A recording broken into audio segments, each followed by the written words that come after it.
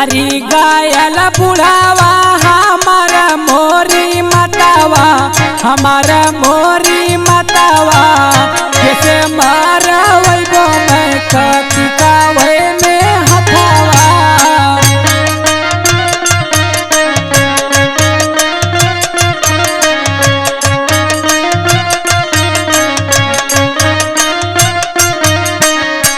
अरे चुप रहे बहनी, अब का करबू, मनई मजूर लगवा के करवाई लिहा।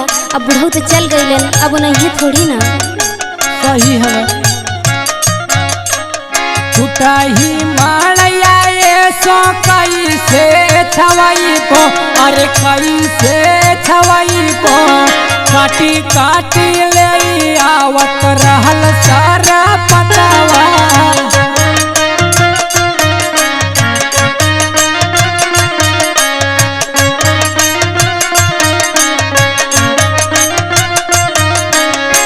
चुपाई जो रोवत का है, बुढ़वा के पैसा हो ना, वहीं से करकट लगवाई ली है। पर साल बरखा में चकती धरवालो, अरे चकती धरवालो हरी नवल सो पर सतावे में छतावा।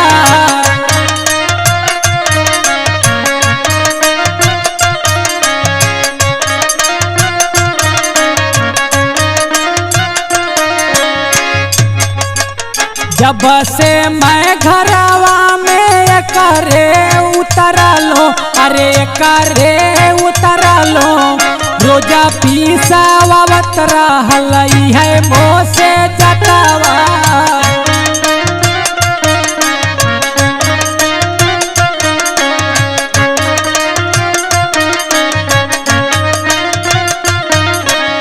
हर बेच हो जाता होता, मशीनी से पिसवा पिसवा खाई है ना।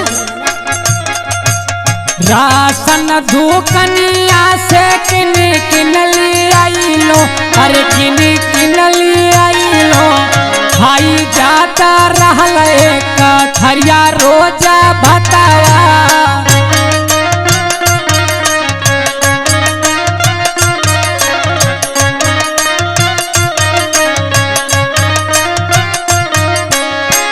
करे बहनी, तब तो चौरो ओराइल होई।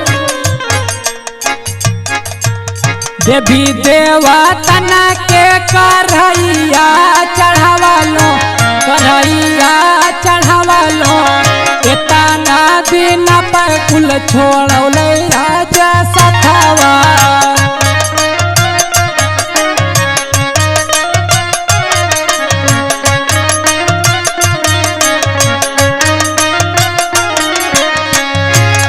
अरे बहनी, तू ना जानबू, आजकल के देवी देवता भी घुसखोर हो गए बाड़े, बिना कुछ लेहले ना सुनेलन।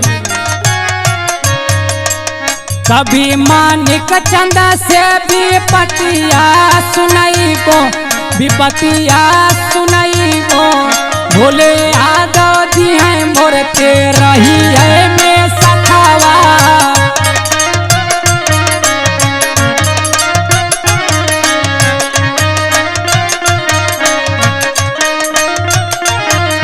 हाँ बहनी, उनसे जरूर कह दिया, उन सबके सुख दुख में साथ देवे।